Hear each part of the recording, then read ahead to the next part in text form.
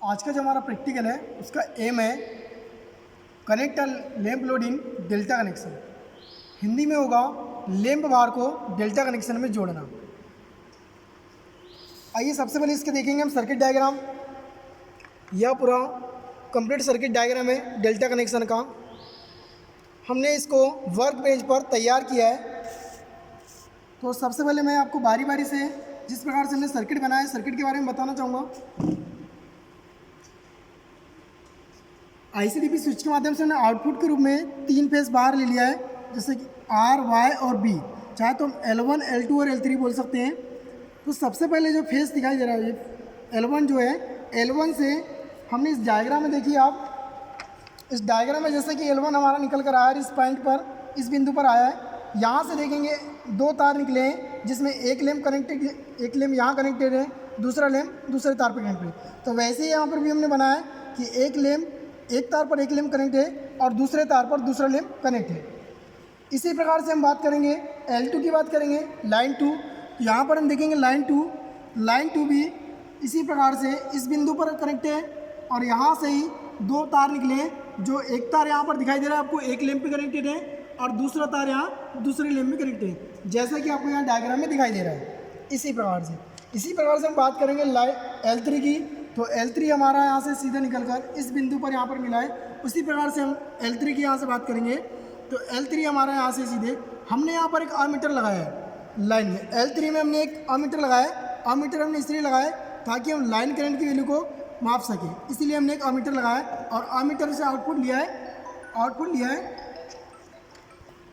Ammeter से हमने output लिया है और यहाँ हमने इस वाले बिंदु पर कनेक्ट कर दिया है। जैसा कि आपको इस डायग्राम में दिख रहा होगा, L3 हमारा सीधे निकल कर आया है और इस वाले बिंदु पर कनेक्टेड है। यहाँ पर आपको दिख रहा है कि यहाँ से जो एक तार हमारा जो निकल कर आया है उससे एक आमीटर कनेक्टेड है। आमीटर के से निकल कर दूसरा तार हमारा एक लैंप पे कनेक्टेड है, जैसा कि आपको इस डायग्राम में दिखाई दे रहा है। पहले आमीटर है, उसके बाद में एक वोल्टमीटर, एक लैंप लगा हुआ है।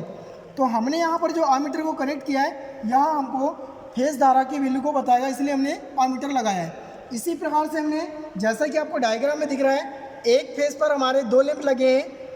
इसी प्रकार से हमारे पास फेसों की संख्या 1, 2, 3 है। इसी प्रकार से हमारे पास 6 लैंप यहाँ पर कनेक्टेड है। इस सर्किट में आपको दिखाई दे रहा होगा 6 लैंप यहाँ पर कनेक्ट है। और यह जो हमने मीटर लगाया है, वोल्ट मीटर, ये L1 और L2 के बीच में लगाया है ताकि हमको लाइन वोल्टेज की वैल्यू को बताए, इसलिए हमने यहाँ पर 0 से 500 वोल्ट का वोल्ट मीटर लगाया है। और हमें लाइन वोल्टेज की वैल्यू तो यहाँ से मिल जाएगी।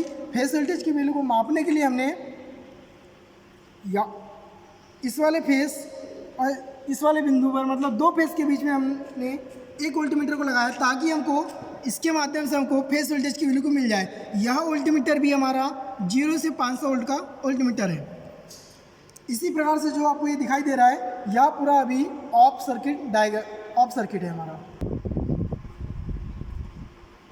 तो इस सर्किट को हमको चलाने के लिए इस पैनल के माध्यम से हमने 3 फेस सप्लाई लिया है। यहाँ से हम MCB ऑन करेंगे और ये 3 फेस सप्लाई हमारी इस ICDP स्विच पर आ गई है। यहाँ से हम इस हैंडल की सहायता से इसको ऑन करेंगे तो हमारा जो सर्किट है वो ऑन हो जाएगा।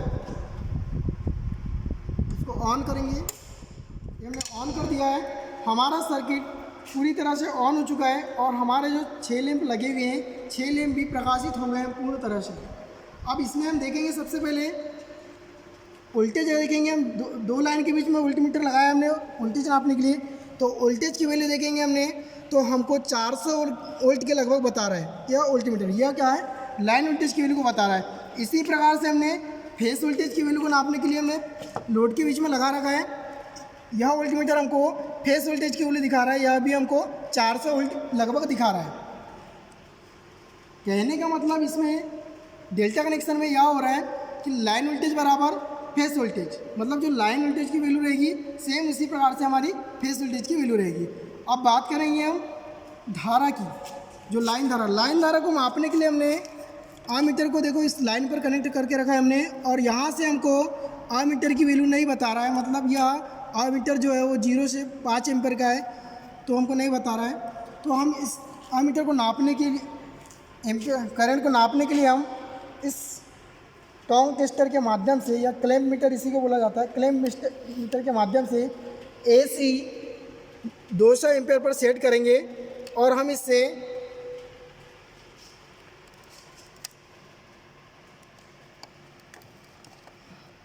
इससे देखें लाइन में हमने इसको कनेक्ट कर दिया है और यहाँ पर हमारा 0.8 एम्पीयर दिखा रहा है।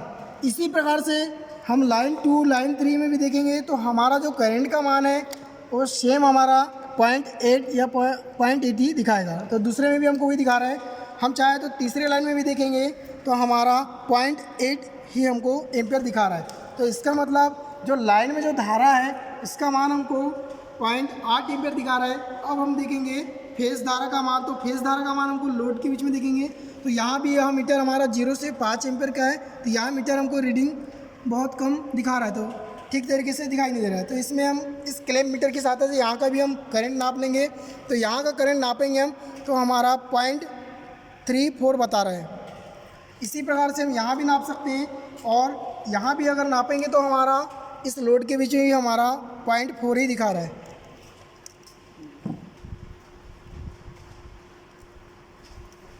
इसको अब जानेंगे हम, इसमें एक सीट में हम थोड़ा समझने का प्रयास करेंगे। इसमें लाइन करंट बराबर √3 गुना फेज करंट होता है, किसमें? डेल्टा कनेक्शन में।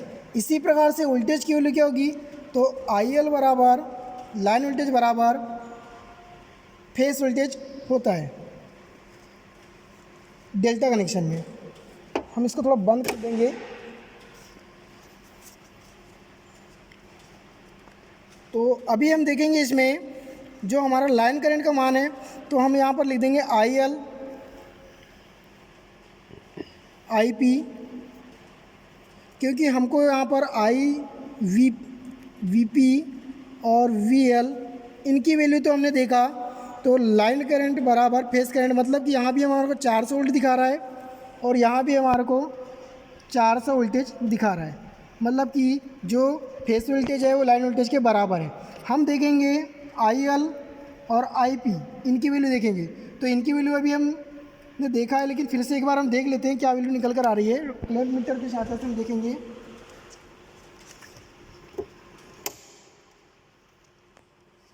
सबसे पहले देखेंगे हम IL की वैल्यू। तो IL की वैल्यू हमारी यहाँ से निकल कर आ जाएगी। IL की वैल्यू आ रही है हमारी 0.7 मान लेते हैं।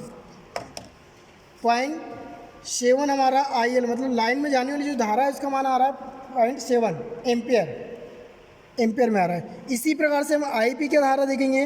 IP मतलब कि हमारा फेस करंट का मान देखेंगे। तो फेस करंट का मान हम यहाँ से देखेंगे तो यहाँ से हमारा दिखा रहा है फेस करंट का मान 0.34। हम चाहे तो यहाँ भी देख सकते हैं, यहाँ हमारा दिखा रहा है 0.4 एम्पियर।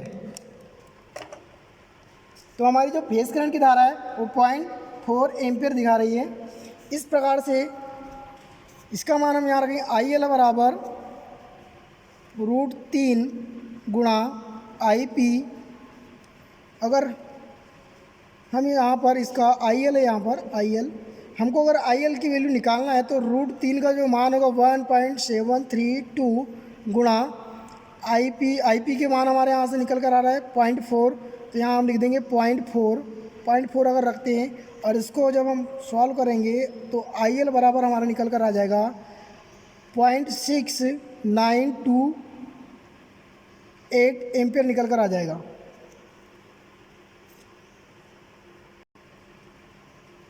0.8 एम्पियर निकल कर आ रहा है।